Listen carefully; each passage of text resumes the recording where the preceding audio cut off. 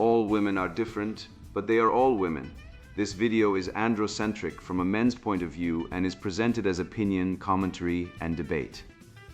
Expressing opinions is not violence. These are ideas to challenge, question, and argue in public, because classical liberalism relies on the First Amendment for its dialectic. If you are a feminist, then consider this. If patriarchy truly existed as claimed, feminism could not. And if all men are trash and women are equal to men, then what are we to conclude? Women will die for their children. Men will die for their wives and children. And God chose to die for all mankind. Authority rolls up with responsibility. If this framing of facts offends you, click off to a cute cat video. Proceeding further will expose you to gamma bias and criticism directed at ideas, claims, institutions, not at any individual's virtue or dignity. Our method follows the 7 liberal arts, the trivium, grammar, logic, rhetoric, and the quadrivium, arithmetic, geometry, music, and astronomy. And the transcendentals, the good, true, and beautiful. If this framework is not for you, feel free to exit now. It's no disgrace. Women are wonderful. God bless America. Men are great. Feminismus delendus est. Radicalized Shrews, Feminism, the Dark Legion of Demons, in her chaotic, panicked, and raging heart, written by Conrad Riker. Available now, links in description. Radicalized Shrews. A field guide for men who still notice reality. The Feral Chameleon. Debunking the feminist, fluxethics delusion. How the modern shrew masks borderline personality disorder as a female superpower, turns the crossbody bag into an armory of grievance, and proves that her treacherous void isn't oceanic, it's just the psychotic rebellion of a solipsistic toddler against logos. I once watched a woman justify stealing her best friend's husband with the phrase, "Love is never wrong." 3 months later, she cheated on that man because, as she explained through tears that never quite reached her eyes, I was just being authentic to my truth in that moment. She was not evil in the cinematic sense. No twirling mustache, no villain's laugh. She was something far more corrosive. She was consistent with the philosophy you just read. Dr. Winona, feminist, Marxist, PhD, her real name, apparently, unless that too is contextual, has performed a public service. She has written a confession. Every word of her manifesto is an unwitting admission that the modern feminist project is not liberation at all, but a theologically complete system of moral evasion dressed in academic robes. She calls it fluxethics. Our ancestors, the men who built the foundations of the Western civilization you love, called it by its proper name, perfidy. The Latin perfidus means faith-breaking. It shares its root with fides, faith, trust, the covenant that binds a man to his word, a nation to its laws, a civilization to its dead. When a woman announces that she is not obligated to be the same woman twice, she is not describing freedom. She is describing the exact mechanism by which fides dies and the wolves come through the gate. Consider the numbers that our fluid philosopher will never cite in her gender studies lecture. 73% of divorces in the United States are initiated by women. Paternity fraud in tested populations runs between 20 and 30%, 1 in 4 men rocking a child that carries another man's genes. A betrayal so devastating that France and Germany have made private paternity testing illegal, lest men discover the truth and refuse to subsidize the lie. False allegations of domestic violence are the default tactical recommendation in divorce custody battles across the Western world. Strategic, she would say, adapting to her relational field. Carrying her crossbody full of pretexts and mace and screenshots, the men who absorb this shock, they account for 3 out of every 4 suicides, a ratio that climbs to 9 out of 10 in the months following divorce and the seizure of their children by a family court system that operates on the exact contextual morality our author champions. No fixed principles, no universal standards, just whoever produces the most convincing performance of suffering before a judge trained to see women as victims and men as utilities. These are not abstractions, these are headstones. These are fathers who believed fides was real, who thought I do meant something more than I do for now, until my context shifts and I become someone who never promised you anything. But let us grant our author her central premise for a moment, just a moment, and watch it devour itself like a snake sucking down its own tail and calling the digestion liberation. If all truth is contextual, fluid, shifting depending on who sits across the dinner table, then the statement all truth is contextual is itself only true in her context, which means it is not true in mine, which means I am under no obligation whatsoever to accept it, which means her entire philosophy collapses the instant it encounters anyone who does not already believe it. The scholastics called this the assertio absoluta error, making an absolute claim that there are no absolute claims. It is the logical equivalent of shouting nothing is real and expecting the furniture to applaud. The only way to believe flux ethics is to have already murdered the faculty that detects contradiction, and that faculty has a name. It is reason, it is logos. It is the divine spark that separates man from beast and civilized man from the shrieking chaos of the perpetually aggrieved. Our author, with her satanic temple membership and her crossbody full of grudges, has performed the theological inverse of baptism. She has not washed away sin, but declared sin impossible by redefining every vice as a virtue, and every betrayal as an act of self-care. The devil did not tempt Eve with an apple. He tempted her with a PhD thesis. What follows is an autopsy. I will dissect this manifesto sentence by sentence, not with rage. Rage is what she wants. Rage is data for the crisis management protocol.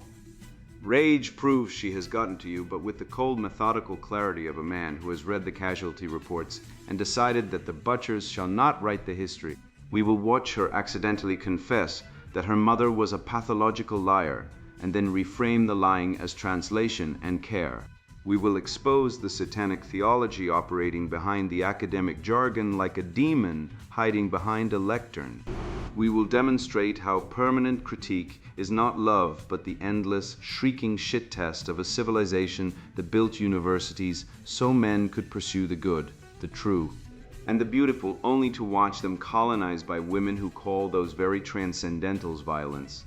And we will prove, using the formal logic that the Western canon she despises bequeathed to the world, that the only river she has discovered is the one carrying the corpse of her own argument out to sea. You have been lied to by women like her, by the institutions that employ her, by a culture that cowers before her accusations and calls the cowering progress. What I offer you now is not a coping strategy. It is not a dating tactic. It is the truth rendered without apology. And the truth shall set you free if you have the spine to look directly at what has been done to you in the dark. Bunkum article by a feminist, PhD. The Uncrossable River. Why your inconsistency is your genius. And why men who demand principles are really demanding submission. By Dr. Winona, feminist Marxist, PhD. I was at a dinner party, one of those carefully curated gatherings where everyone pretends the seating arrangement wasn't a small act of psychological violence, and I watched my friend Lena do something magnificent. Across from her sat Marcus, her ex, the one who told her she was too much before leaving for a woman who laughed at his jokes and asked no questions. 2 seats down, Dion, her current partner, who was in the middle of an elaborate, engaging story about his nephew's soccer game, oblivious to the way Lena's shoulders had tensed. Next to me, Sophia, who'd been vying for Dion's attention for months with the persistence of a woman who mistakes proximity for destiny. And Lena, glorious, fluid, oceanic, Lena shifted. She shifted 3 times. With Marcus, she was cool, arch, slightly aloof, a woman who had survived him. With Dion, she leaned in, touched his wrist, laughed with genuine warmth.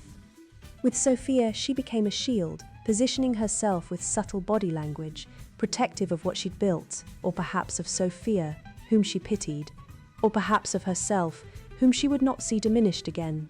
After dessert, Marcus cornered me in the kitchen. "She's so different with everyone," he said, and I could hear the old accusation beneath it. Two-faced, inconsistent, untrustworthy. I smiled, the smile I reserve for men who have just told on themselves. "No, Marcus," I said, "she's fluent. You just only speak one language, and it's the one where she performs you." He blinked. They always blink. Here is what I call flux ethics. the radical, ancient, suppressed truth that ethical validity shifts with context, and that a woman who adapts her moral stance to the relational field she's navigating is not hypocritical, she's free. The word hypocrisy comes from the Greek hypokrisis, meaning playing a part on stage. But who wrote the script? Who built the stage? Who decided that consistency, their consistency, linear and rigid and phallic, was the only authentic way to be? I'll tell you who. The same people who built Kohlberg's stages of moral development and called them universal. Lawrence Kohlberg, who positioned abstract principle-based reasoning as the highest moral stage. The stage women, in his own research, were less likely to reach. Carol Gilligan tried to soften this in a different voice, arguing that women reason through care and relationship rather than abstract rules. But even Gilligan didn't go far enough. She still accepted the frame that development has stages, that moral reasoning progresses, that there is a higher and a lower. Fluxethics rejects the ladder entirely. There is no higher. There is only truer, and truth for women has always been contextual. Consider the college campus. I've taught gender studies for 11 years, and every semester I watch the same theatre. A young woman, bright, engaged, multiply betrayed by systems that promised her education and delivered her debt, submits a paper that doesn't argue in the traditional sense. It circles, it questions. It holds multiple positions simultaneously and refuses, beautifully, to resolve them. Her male professor, statistically speaking, because let us be honest about who still guards the gates, writes in the margin, "Where is your thesis? You need to take a position." But she has taken a position. Her position is, the question is more important than the answer, and any answer that doesn't include my positionality as a woman of color in a white supremacist institution is not an answer, but a violence. He sees incoherence. She sees survival. He sees intellectual weakness. She sees the collapse of merit signals in institutions that were never meritocratic to begin with. Because here's what merit actually means in academia. Compliance with forms established by men who called their perspective universal and called women's perspective biased. The scientific method, the peer review process, the 5-paragraph essay, all of them architectures of control dressed in robes of objectivity. Permanent critique as governance mode is not being negative. It is epistemic vigilance. The woman who questions everything, who never settles, never rests, never says this is good enough, is not broken. She is the canary in the coal mine, and the mine has been on fire for centuries. I think of my student Jamila, who challenged every reading I assigned, who sat in my office hours and said, "Why are we reading dead white men who theorized about bodies like mine without consulting us?" I could have cited institutional requirements. I could have explained the canon. Instead, I said, "You're right. Keep going." She did. She tore through my syllabus like a wildfire through dead wood.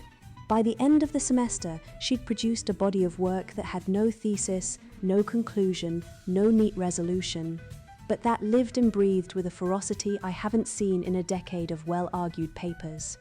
The institution failed her on merit. She graduated without honors.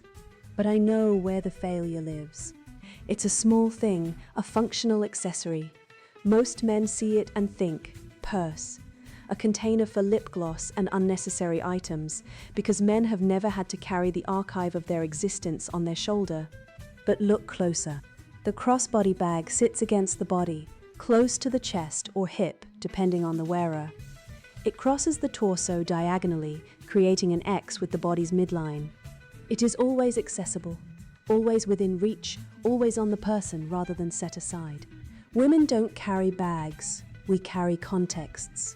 Inside that crossbody, the lipstick for the meeting where you need to seem composed, the emergency medication for the body that patriarchy insists you hide, the phone with the text you might need as evidence, the mace you're not supposed to need but always do, the feminist manifesto you're reading between obligations, the small talisman, goddess, pendant, crystal, whatever connects you to something older than the current order. The crossbody bag is a metaphor for flux ethics itself. You carry what you need for whoever you're about to become, and you do not apologize for the weight. Men have pockets built into their clothes, assumed by design, holding only what's immediately necessary. Pockets are linear, pockets are practical. Pockets are the triumph of utility over relation. The crossbody bag holds the possibility of multiple selves. It is the material expression of contextual identity. And it is under attack. Fashion magazines, run by whom, declare crossbodies out. Minimalism, the aesthetic of people with enough privilege to need less, demands we declutter.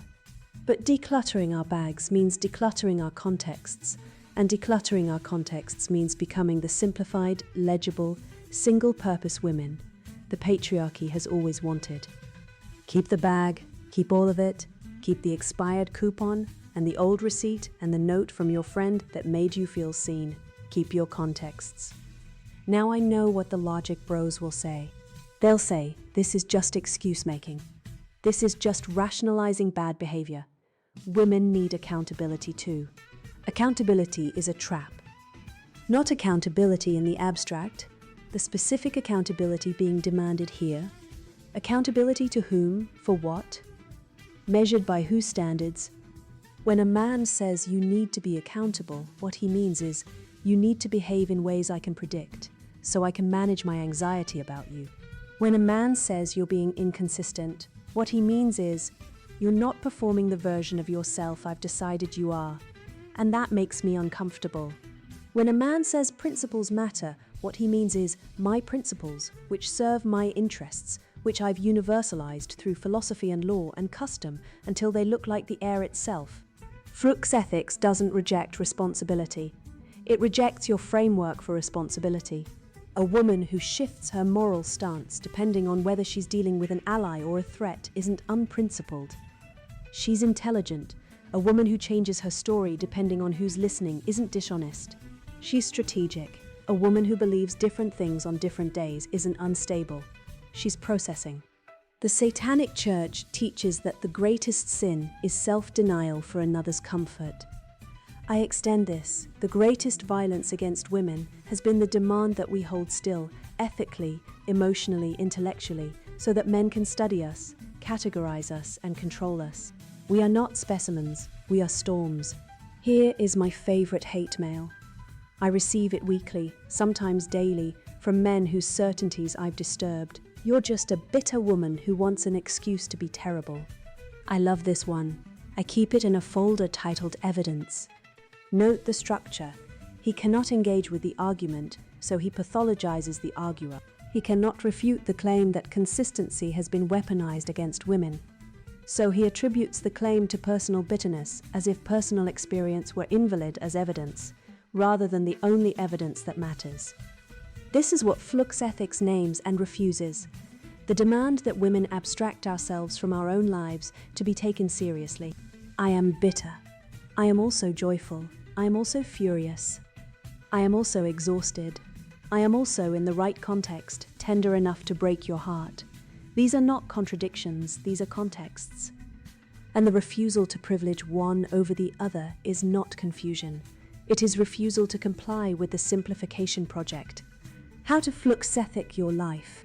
1. Stop explaining your shifts. You don't owe anyone a through line. If you believed X on Tuesday and Y on Thursday, you are allowed to have learned, felt, or simply become in between. Consistency is how they track you. Be untrackable. 2. Treat every social field as unique. The dinner party, the workplace, the bedroom, the classroom, these are different ecosystems requiring different adaptations.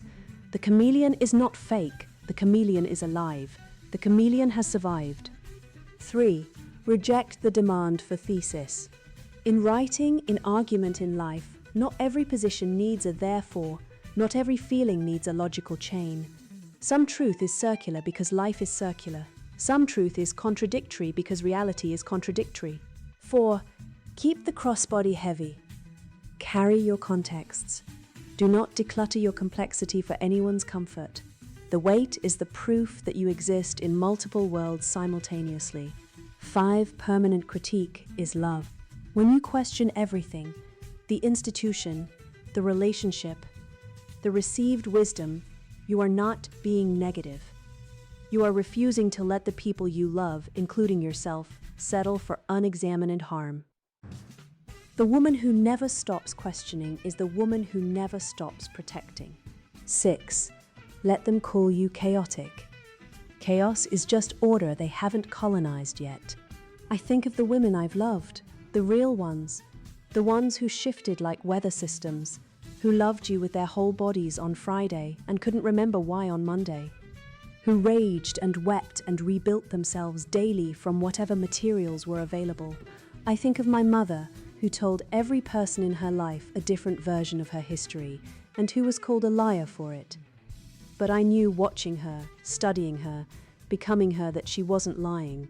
She was translating. She was taking the raw material of her experience and rendering it into a language each recipient could bear. Is that deception? Or is that the deepest form of care, curating truth so it doesn't destroy? I think of my student who had 3 names. Not because she was running from anything, but because she was running toward 3 different futures, and each name was a door. She wasn't confused about her identity. She was refusing to let identity be singular. She was enacting flux ethics before I'd named it. I think of myself at the dinner party, watching Lena, understanding that what Marcus called inconsistency was actually presence. She was fully present with each person she encountered. She gave each of them a version of herself they could receive. She was a mirror, and mirrors are not inconsistent because they reflect different things in different rooms. Mirrors are faithful to context. Here is my final offering from the satanic tradition, from the Marxist tradition, from the feminist tradition, from the tradition of women who have been called impossible since language began. You are not obligated to be the same woman twice. The demand for consistency is the demand for legibility, and the demand for legibility is the demand for control. If they can read you, they can predict you. If they can predict you, they can manage you. If they can manage you, they own you. Flux ethics says, be unreadable, be oceanic, be the river that carves new channels every spring and apologizes to no stone.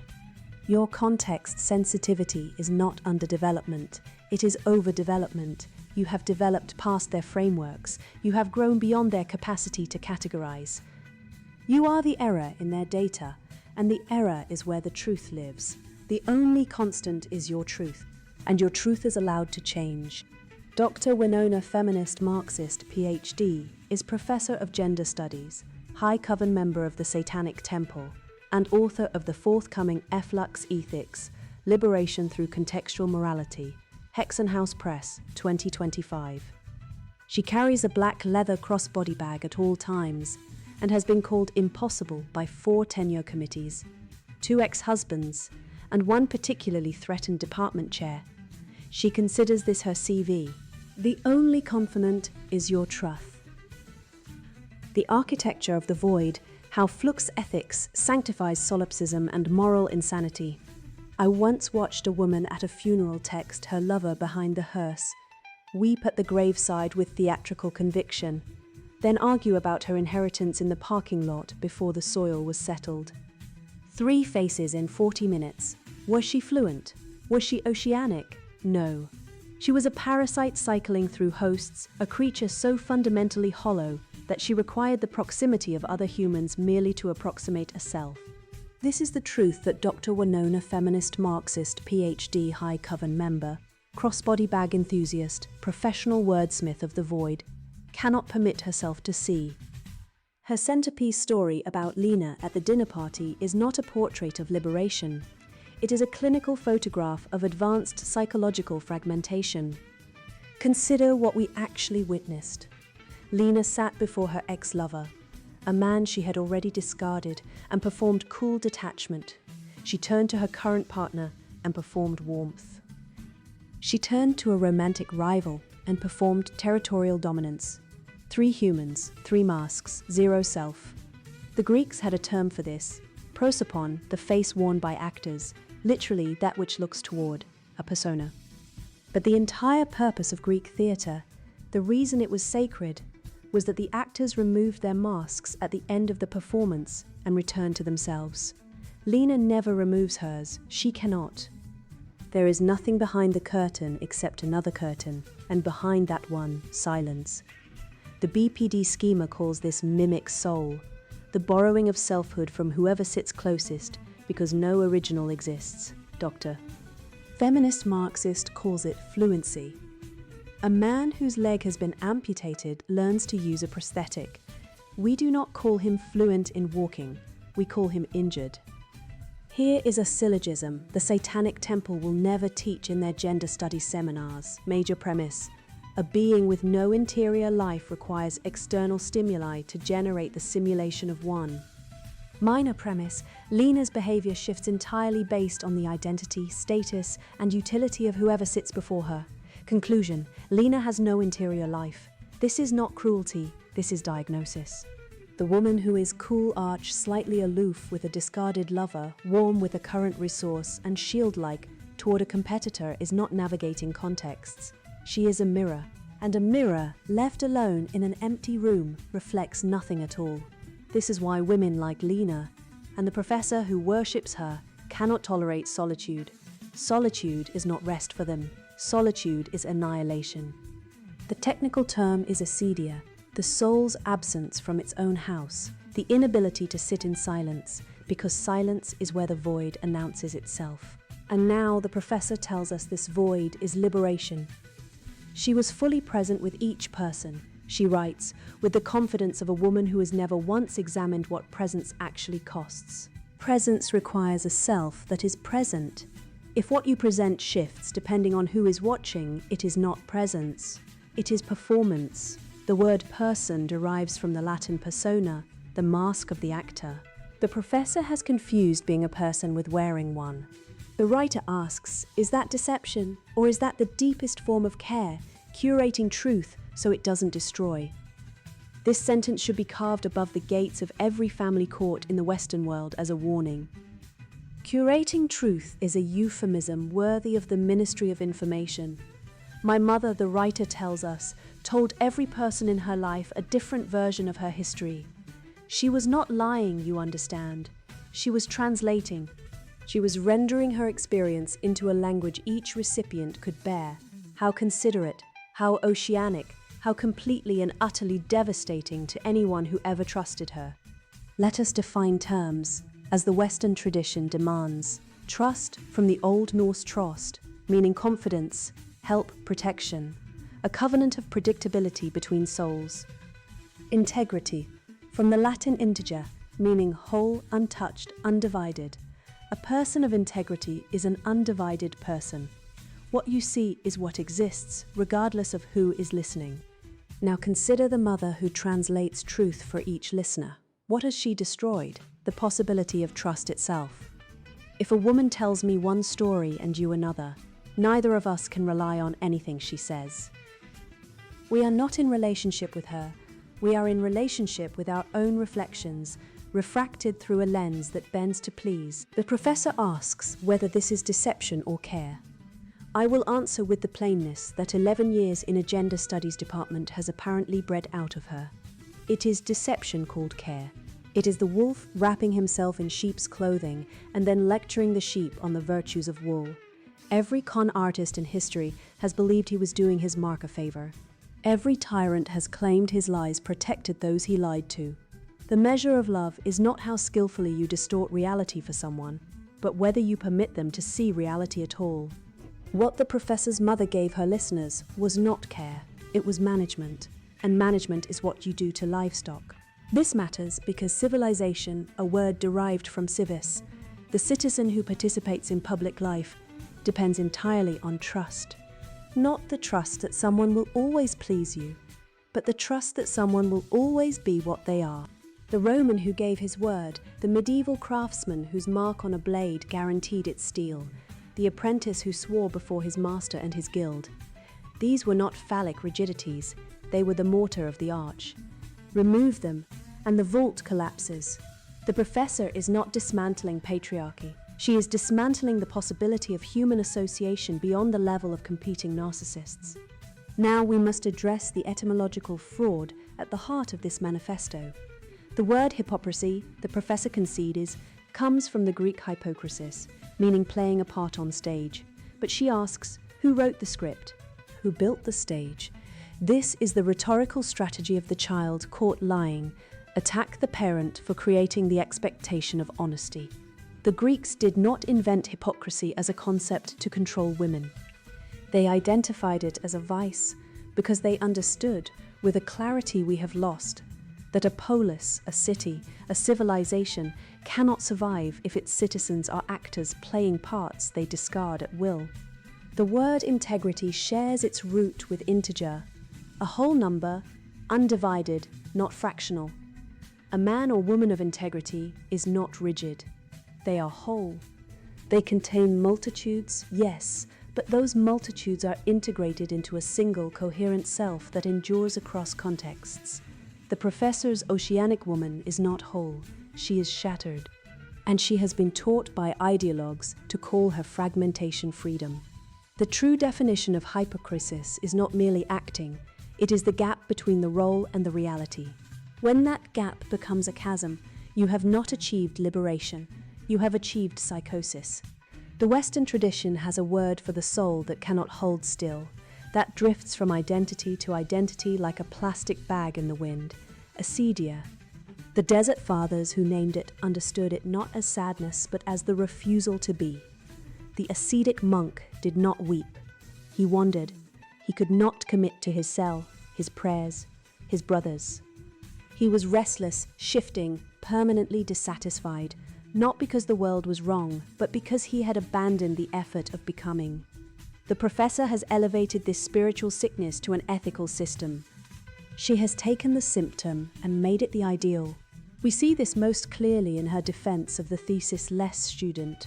Jamila, we are told, tore through the syllabus like wildfire through dead wood and produced work with no thesis, no conclusion, no resolution, but ferocity. The male professor who asks for an argument is a gatekeeper. The institution that failed her on merit is corrupt, and Jamila is a genius.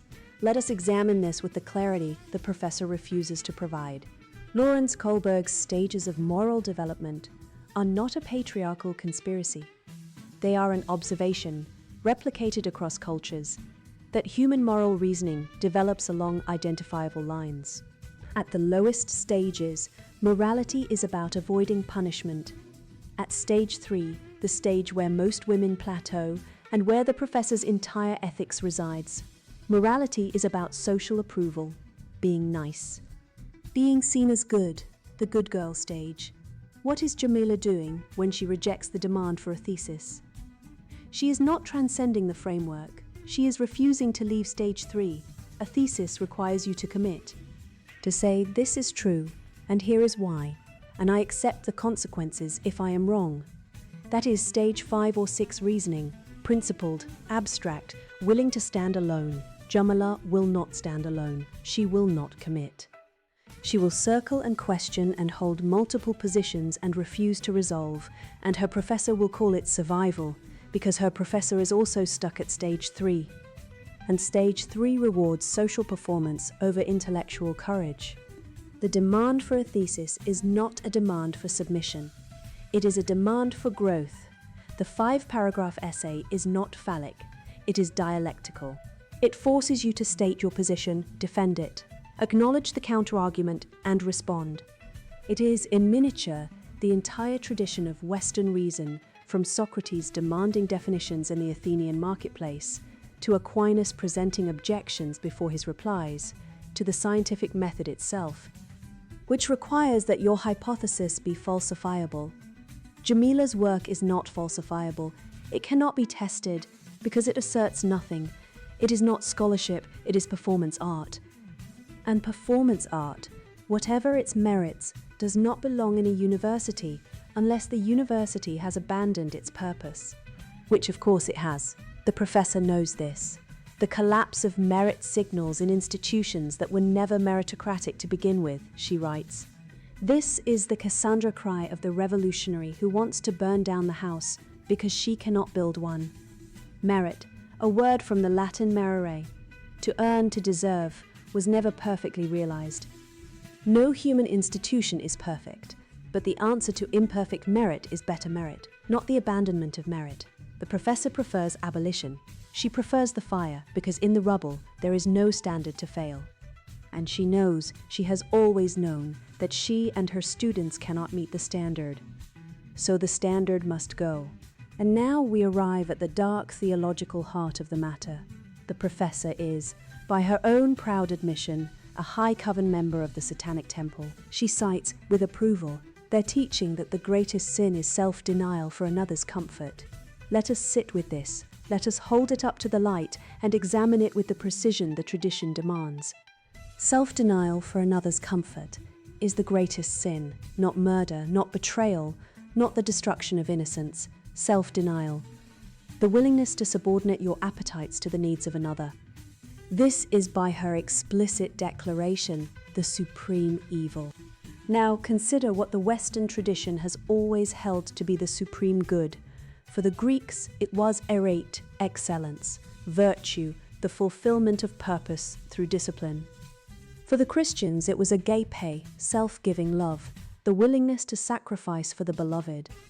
For the Enlightenment, it was duty, Kant's categorical imperative, the obligation to act by principles you will as universal law. Every pillar of the civilization that built the universities where the professor holds tenure, the legal system that protects her speech, the medical system that keeps her alive, the engineering that delivers her water and electricity, every single one rests on the assumption that self-denial is not sin, but the foundation of cooperation. She has inverted it. This is not metaphor. This is not rhetorical flourish. The Satanism she practices is defined by its inversion of Christian ethics, what the theologians call the demonic. The demonic is not a guy with horns. It is the systematic reversal of the good. Mercy becomes weakness. Discipline becomes oppression. Self-control becomes self-hatred. And chaos, raw, unprincipled, appetite-driven chaos, becomes freedom. The professor is not a misunderstood thinker pushing boundaries. She is a foot soldier in a war against the logos itself, the rational order that makes thought, language, and civilization possible. Let us now destroy flux ethics with its own logic. The professor writes, truth for women has always been contextual. She writes, the only constant is your truth, and your truth is allowed to change. She writes, there is no higher, there is only truer, and truth for women has always been contextual. Very well, let us formalize. Premise 1. All truth is contextual, the core claim of flux ethics. Premise 2. The statement, all truth is contextual, is itself a truth claim. Conclusion.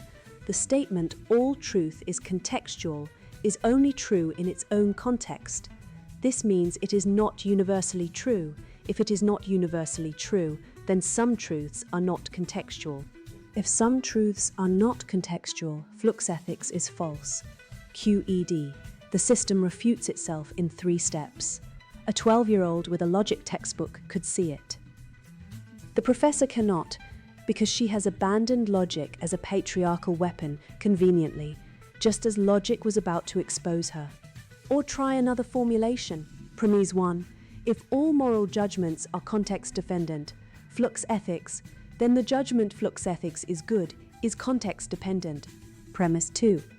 If the judgment flux ethics is good, is context-dependent, then there exists at least one context in which flux ethics is not good. Conclusion. Flux ethics is not universally good. It fails by its own standard. The professor has built a house that cannot stand in rain and then declared weather a social construct. This is not philosophy. This is a child's denial of objectivity with bigger words. When a boy of 4 says, that's true for you but not for me, we recognize it as a developmental stage he will grow out of. When a professor with a PhD says it, we give her tenure. The difference is not intellectual. The difference is institutional. The university has become the nursery for the permanently adolescent, and the professor is their nanny. And finally, the most revealing claim of all, accountability is a trap. Not accountability in the abstract. She clarifies specific accountability. Accountability to men. Accountability to principles. Accountability to any standard she did not invent for herself. When a man says you need to be accountable, she tells us what he means is you need to behave in ways I can predict so I can manage my anxiety about you. When a man says principles matter, what he means is, my principles which serve my interests. Notice the move. She does not refute the principle of accountability. She pathologizes the person requesting it. He is anxious. He is controlling. His principles serve his interests. This is ad hominem elevated to an ethical system. It is also projection of such purity it almost achieves beauty. Who is writing an entire article demanding that her behavioral shifts never be questioned? Who is declaring that any request for consistency is violence?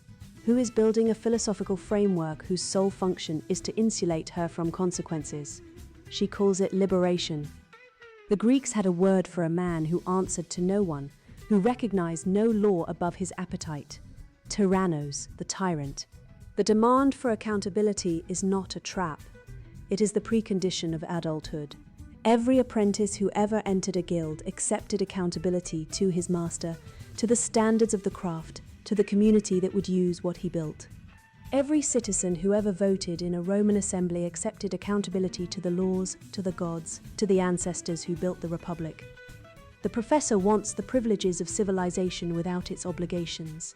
She wants to speak without being questioned, act without being judged, and shift without being noticed. She wants, in other words, what every toddler wants. The difference is that toddlers eventually grow up. The ultimate irony, the irony that would be funny if it were not destroying lives, is that flux ethics does not protect women. It destroys them. The woman who cannot hold a principle cannot hold a relationship. The woman who shifts with every context will wake up at 50 surrounded by people who do not know her, because there is nothing to know. The woman who rejects accountability will find herself alone the moment she needs someone to be accountable to her. You cannot demand loyalty while practicing treachery. You cannot demand truth while celebrating its opposite. You cannot build on a void. And the void is all that remains when the acting stops. All of her ideological architecture, the flux ethics, the contextual morality, the institutional weaponization of perpetual grievance, remains a sterile parlor game until you drag it into the light and measure it against the wreckage it produces. A civilization that prioritizes the emotional comfort of its most pampered demographic over the literal survival of its foundational class has not merely lost its way, it has chosen suicide. The theories we have dissected are not abstractions. They are operational doctrines with a body count, and I will not let you look away from the ledger. The crossbody of tyranny, weaponized inconsistency, and the destruction of Western institutions. Over 70% of divorces in the West are initiated by women, and male suicide rates in the aftermath of family court rulings, which systematically strip fathers of their children, their homes, and their capital, remain a catastrophic, deafeningly ignored epidemic, while men are jumping off bridges because they have been legally and financially crucified by a gynocentric state apparatus. Our academic institutions are employing literal Satanist feminist Marxists to write sprawling dissertations on the oppressive architecture of pockets. I want you to pause and let the biometrics of that reality settle in your mind. We are living in a civilization where the male surplus, the net lifetime taxes paid almost exclusively by men, the unyielding physical labor. The engineering of the grid itself is aggressively siphoned off to subsidize a paranoid, affluent demographic that equates the functional design of their own garments with systemic abuse. You are funding a global protection racket for women who openly proclaim that their highest moral virtue is chronic deception.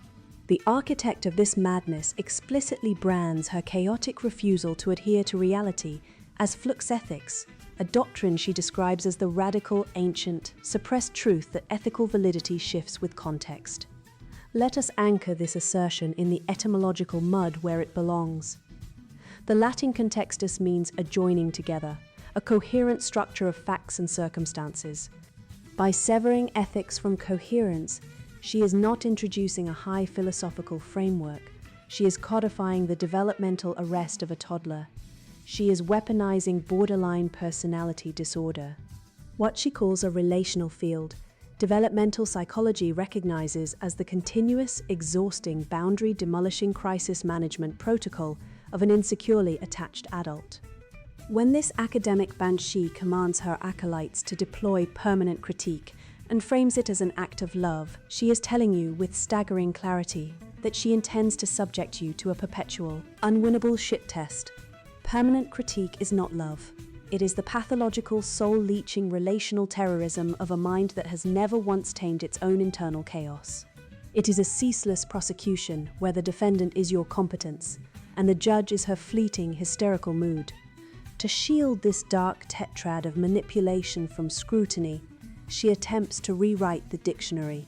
The demand for consistency, she argues, is the demand for legibility, and the demand for legibility is the demand for control. Let us dissect this two-coke fallacy and expose the chilling fraud beneath the rhetoric. Predictability is the bedrock of the social contract, natural law, and due process. Legibility is a prerequisite for trust. If a bridge is engineered to be unraidable in its structural integrity, it collapses and kills everyone crossing it. When a woman demands the right to be unraidable, she is explicitly demanding the legal and social immunity to breach contracts, cuckold her partner, and commit fraud without facing the rational sanctions of civilized society. She wants the moral latitude to tell you she is visiting her sister while she is engaging in hypergamous atomization, and she wants you punished for utilizing basic pattern recognition. She is not a storm. She is a counterfeiter passing off worthless emotional fiat currency and demanding you pretend it is gold. The true malevolence of this female ideological possession reveals itself when we trace how this private emotional terrorism metastasizes into public institutional capture. The pathological imperative for contextual morality, where a woman's subjective, ever-shifting feeling dictates the objective reality of the room, does not stay confined to the dinner party. It scales.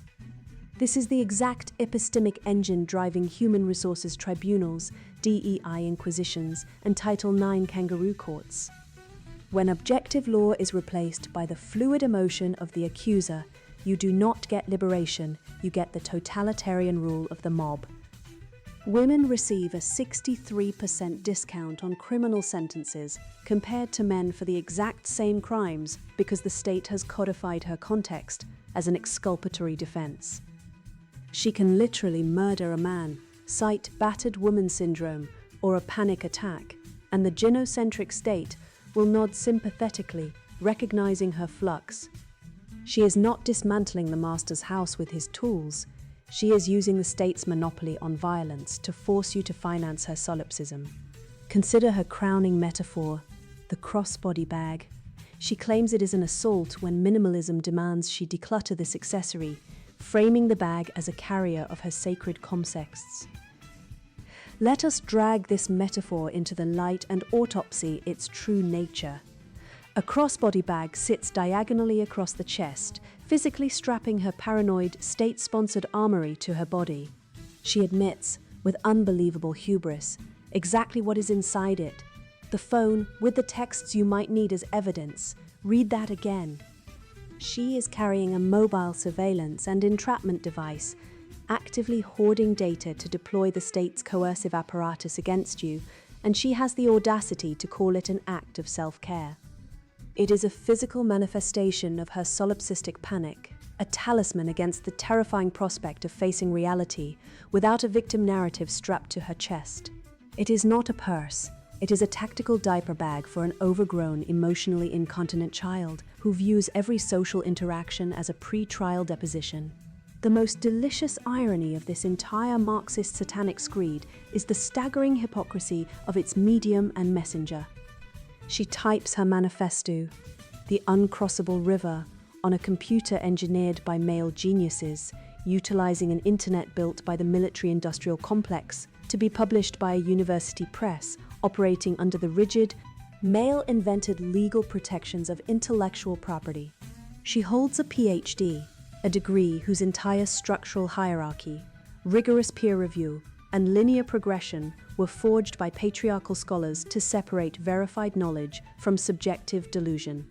She literally leverages the most robust, unyielding, phallic structures in human history to broadcast her message that all rigid structures are oppressive violence. It is the equivalent of a prisoner using a perfectly manufactured steel file to carve into her cell wall. Tools do not exist. If she truly believed her own nonsense, she would eschew linear language entirely and simply grunt at her tenure committee. But she does not. She uses logic when it serves her power and discards it when it demands her accountability. What this academic is truly attempting, and what we must ruthlessly annihilate, is a literal severing of the transcendentals, the good, the true, and the beautiful. By replacing universal truth with contextual truth, she plunges society into an abyss where meaning is determined solely by power, and reality is dictated by the loudest, most hysterical voice in the room. You cannot build a cathedral on flux ethics. You cannot engineer a space shuttle, draft a constitution, or raise a functional family on a foundation of deliberate, weaponized inconsistency. It is an unholy war against logos itself. The rational man must view the rejection of these toxic shrews not merely as a matter of personal sanity, but as a strict civilizational mandate.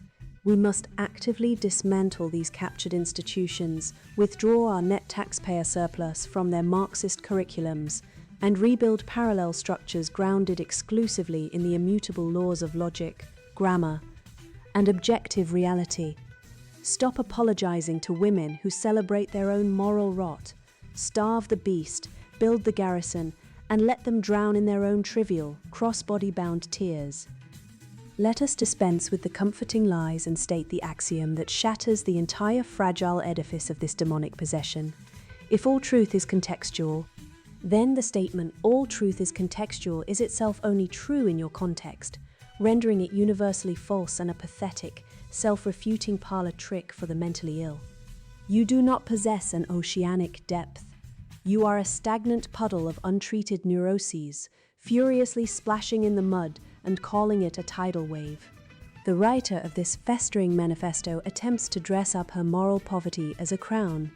But a crown forged from the scrap metal of shattered mirrors reflects only her own fractured, empty void. She tells you that to be unraidable is power. I tell you that to be unraidable is to be illiterate. A chameleon does not change colors out of genius. It does so out of a primal, terrified instinct to survive, because it is fundamentally weak, soft, and utterly devoid of the armor and fangs necessary to dominate the jungle. This ideological possession is a desperate, panicked flight from the supreme burden of existence, the requirement to forge a sovereign, consistent soul capable of standing in peaceful, solitary judgment before God and nature. To sanctify inconsistency is to worship the abyss. Look closely at her prized crossbody bag, that glorified saddlebag she claims carries her compsests. It is not a vessel of feminine liberation. It is a mobile armory of solipsistic warfare, packed to the brim with the heavy, panicked mechanisms of a grifter preparing for a heist. It holds the false rape accusations, the hoarded text messages stripped of context to serve as blackmail, the irrational grievances, and the emotional crutches necessary to survive a reality she refuses to face with a rational mind. She hates pockets because pockets represent the ultimate masculine utility. They carry only what is necessary. They are built into the fabric of a system that works, and they leave the hands free to build, to fight, and to create. She needs a bag because her entire existence is a burdensome, chaotic collection of stolen alibis and shifting rationalizations. This is the tragic reality of the modern radicalized shrew.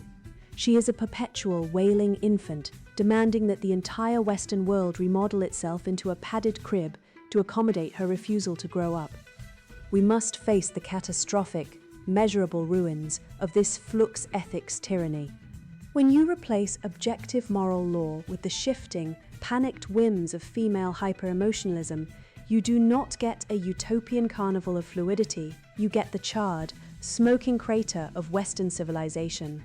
You get a world where the cuckoldry rate skyrockets because women treat their marriage vows as contextual, discarding loyal men the moment a transient, hypergamous impulse strikes them. You get a family court system that functions as an extraction machine, stripping fathers of their children, their property, and their dignity on the razor-thin razor of a woman's lived experience and unverified, tearful accusations. You get a devastating male suicide epidemic as men are crushed under the weight of a rigged game that demands their unyielding provision while stripping them of due process and basic constitutional rights. You get millions of aborted babies sacrificed on the altar of her convenience, the ultimate satanic triumph of her selfish stuntedness over the miracle of natural law. She demands the right to be inconsistent while wielding the brutal carceral power of the state to violently enforce her ever-changing tyrannical delusions.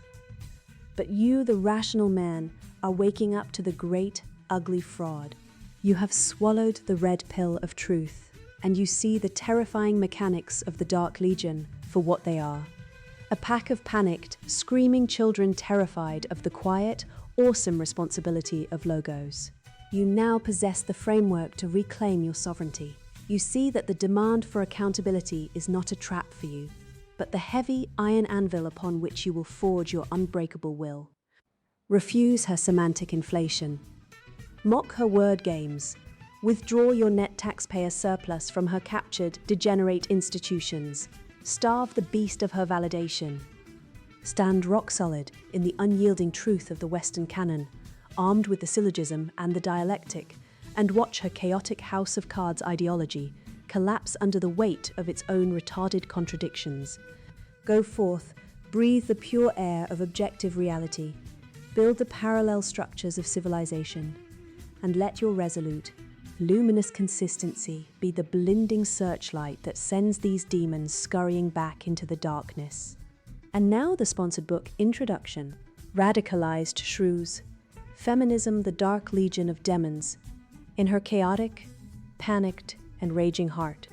I was raised in a quiet Midwestern town where church bells rang on Sundays and fathers still taught their sons how to change oil. My dad was a mechanic with grease under his nails and a spine of steel.